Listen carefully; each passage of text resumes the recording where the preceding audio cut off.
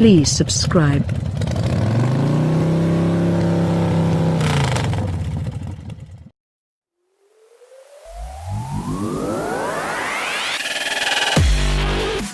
After 2 decades of development, amassing some 200 patents along the way, Infiniti is the first automaker to move the vaunted concept of a variable compression ratio engine out of the engineering labs and into production.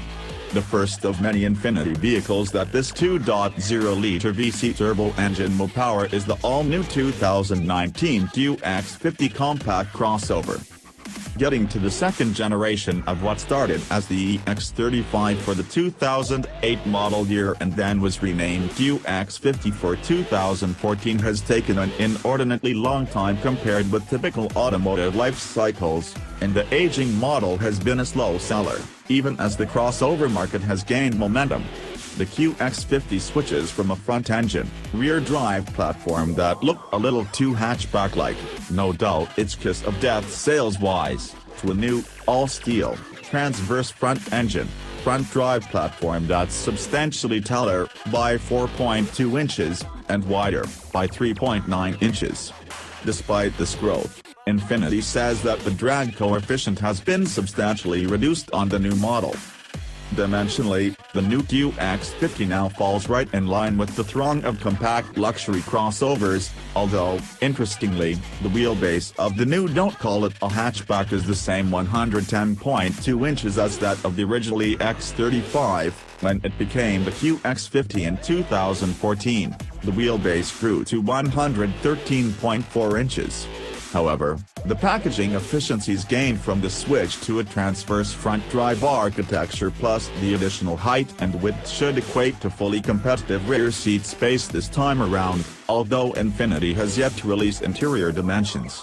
Cargo volume for the new model is 37 cubic feet with the second-row seats slid to their frontmost position and 60 cubic feet with the seatbacks folded, which puts it at the large end of the class.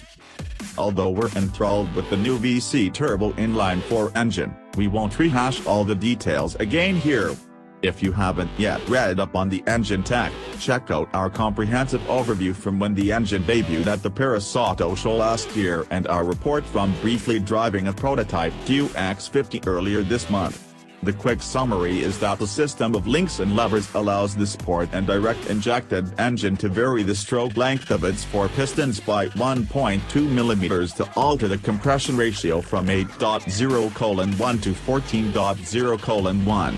When it's making close to its peak output of 268 horsepower and 280 pounds-to-foot of torque and, say, sprinting to a claimed 6.3 second 0 to 60 mph time, that's for the quicker, all-wheel drive model. It will be running a lower compression ratio and higher turbo boost. But when peak power isn't needed, it can ratchet up its compression ratio and, correspondingly, its efficiency. Infiniti predicts an EPA combined fuel economy rating of 26 miles per gallon for all-wheel drive models and 27 miles per gallon for front drivers, with the only transmission being a continuously variable automatic CVT.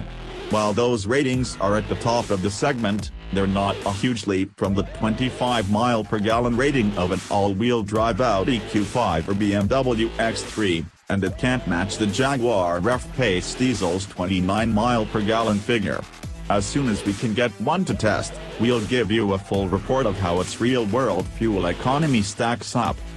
The new Qx50 also adds ProPilot Assist, Infiniti's driver assist system that uses a forward-facing camera and radar to read and react to surrounding traffic and lane markings. Infiniti says this feature is intended for highway driving, where it combines control of acceleration, braking, and steering to maintain the gap to traffic ahead while keeping the Qx50 centered in its lane. Although competition among compact luxury crossovers has never been fiercer, and the new Qx50 will be up against everything from stalwarts such as the Lexus RX, the Audi Q5, and the BMW X3 to newcomers including the Jaguar F-Pace and the Alfa Romeo Stelvio, it appears that Infiniti has done the right things to give its entry a better shot at success this time around.